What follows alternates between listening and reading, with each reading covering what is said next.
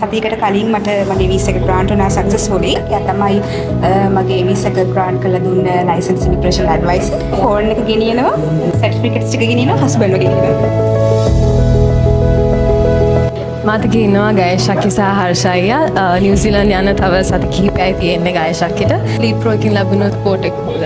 ඇත්තටම ස්තුතිවන්ත වෙන්න ඕනේ අද දවසේ අපිට මේ ආරාධනාව කිරීම සම්බන්ධයෙන්. විශේෂයෙන් කියන්න ඕනේ සතියකට කලින් මට මගේ වීසා එක ග්‍රාන්ට් වුණා සක්සස්ෆුලි. ගොඩක් ස්තුතිවන්ත වෙනවා මිස්ටර් ඉන්දික මහතා ඇතුලේ ලීප්‍රෝ ආයතනයේ සීලම කාර්ය මණ්ඩලයට. විශේෂයෙන්ම ඒජන්ට් කෙනෙක්ගේ මම හිතනවා තියෙන්න ඕන දෙයක් තමයි කමියුනිකේෂන් කියන දේ. මොකද නිව්සීලන්ත ඉඳලා වෙනම ටයිම් ෆ්‍රේම් එකක ඉඳලා ඕනම වෙලාවක හරි මොන හරි පණිවිඩයක් ලැබුණොත් ඉක්මනටම රිප්ලයි කරනවා ඕන වෙලාවක අපි වෙනින් ගියා.